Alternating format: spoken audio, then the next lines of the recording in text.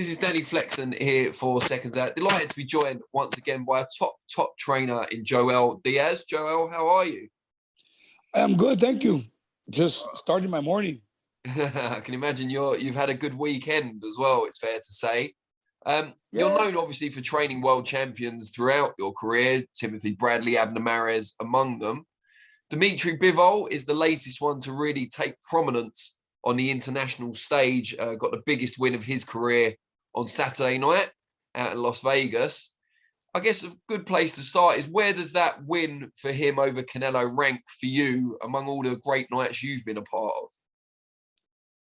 Well, I've been a part of many great fights. You know, Tim Bradley, Pacquiao, Tim Bradley, Marquez. You know, I've been a part of a few, you know, and being part of Dmitry Bivol's team for this fight, obviously it's to me, it's an honor. It was a privilege that they made me part of the team when they arrived in California, and coming into my gym and just making me part of the team was great, you know, because coming to a fight like that where you're going against all odds and you come out with a victory, it's great. Now, you said there about against all odds. It did seem strange how Dmitry was written off in some circles. He's a long reigning world champion, unbeaten fighter, better amateur than Canelo certainly as well. What was the mood like in camp when you saw how many people were favoring Canelo going in? Well, I know Canelo. I'm a Mexican myself. And it's like you go to Las Vegas for an event where Canelo is the star, the center of attention, center of attraction. It's like basically 99.9% of the people in Vegas in that T-Mobile arena was for Canelo. But, you know, the mood with us was great because Dmitry Bivol, a great humble fighter, a great human being, such a great person, because from the beginning he said it, and I believed in him when he came to camp for the first day. I saw his dedication, his goal, and he said, all I want is the opportunity. At times I would tell him, hey, Dmitry, remember, when you walk in that ring, have no respect. He says, no, coach, I have no respect. You know, I respect Canelo as a fighter. I know he's a great fighter, but I believe in my ability to win. And I saw him and I said, a lot of fighters walk in the ring against Canelo Alvarez intimidated.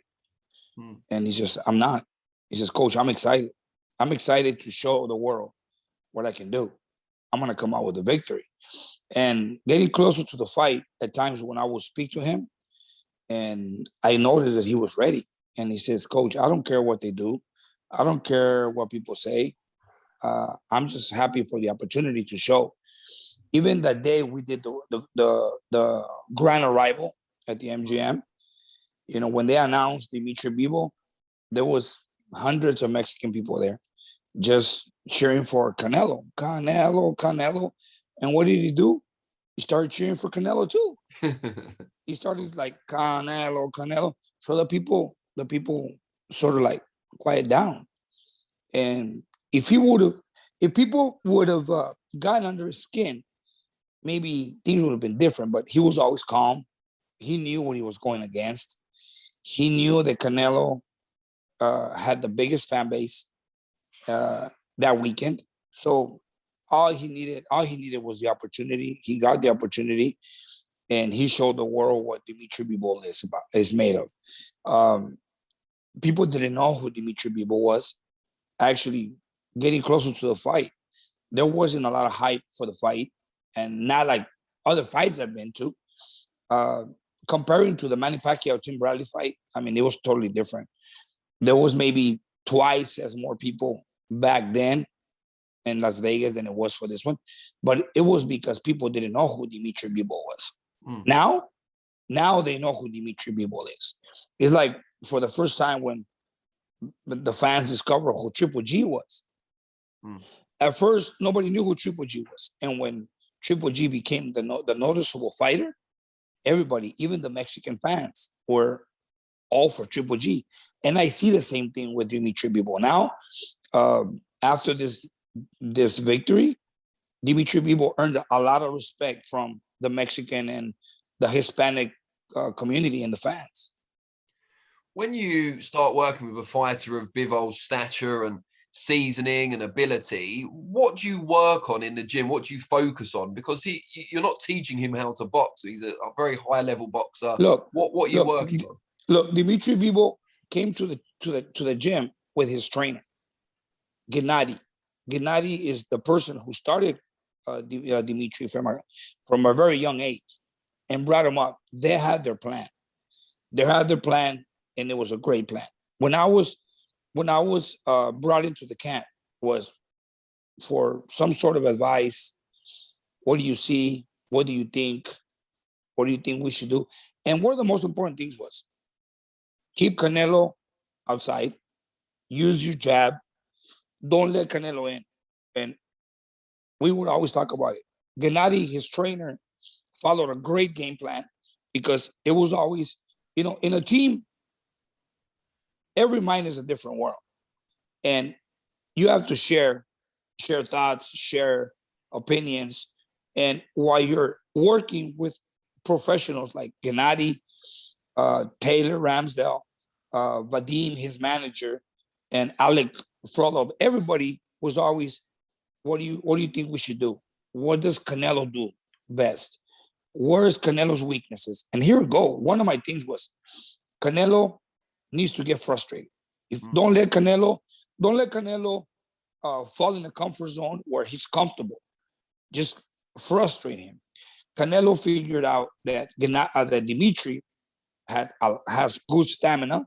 So Canelo tried to break down Dmitry Bivol in the early rounds to get him tired. And by trying that, he got tired because he got frustrated. He got frustrated because Bivol was connecting the jab, keeping him at distance. He wasn't letting them land the punches that Canelo wanted to land.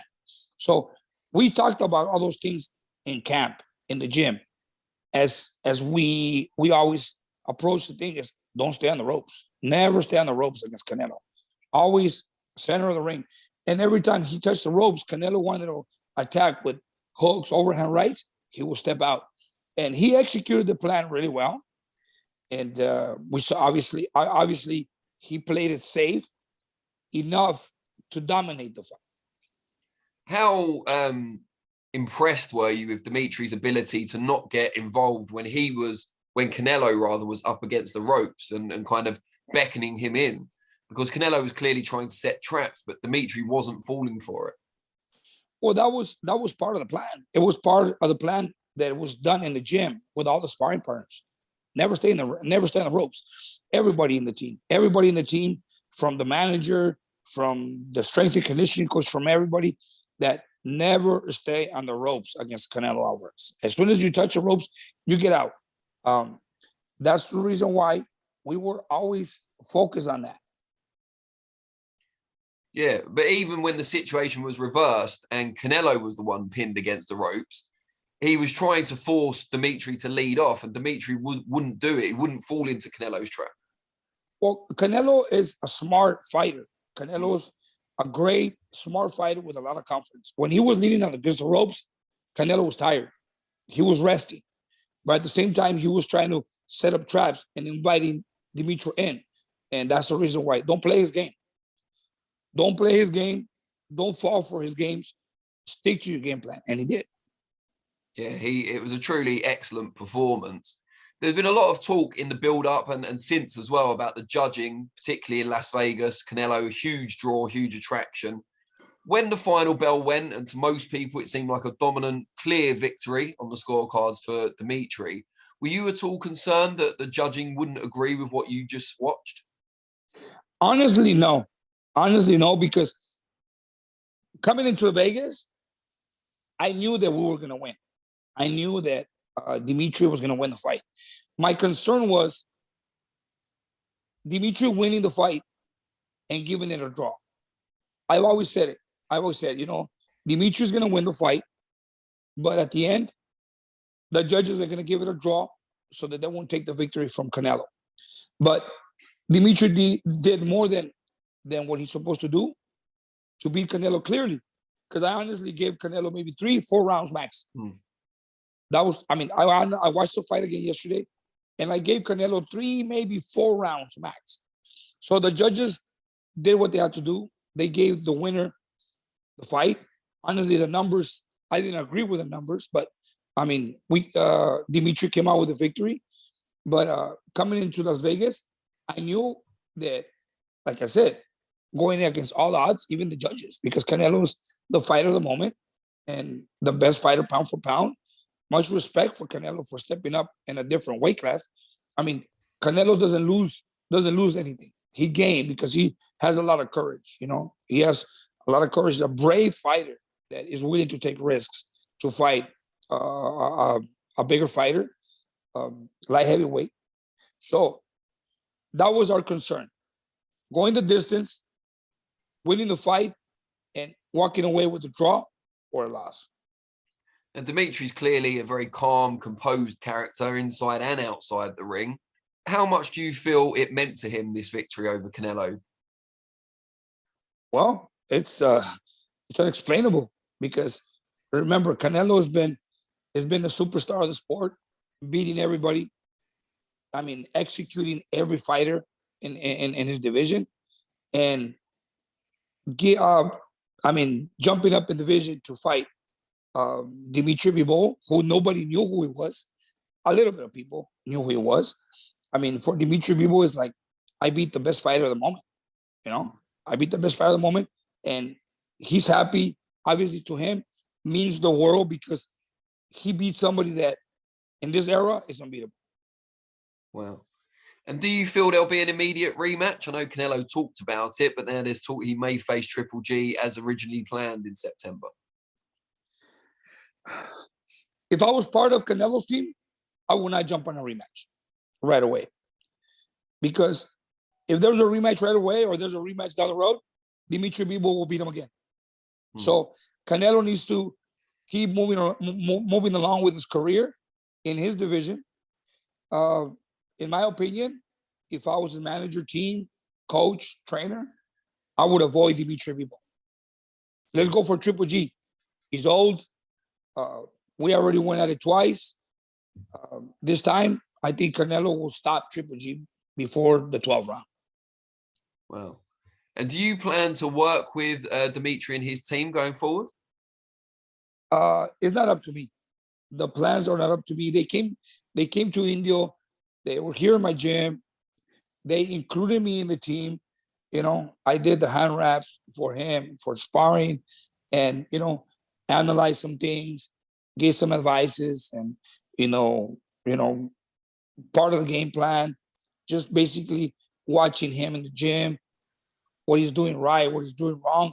Everybody was sharing along with the coaches, sharing our thoughts and putting things together. But I mean, to me, it's an honor being part of the team.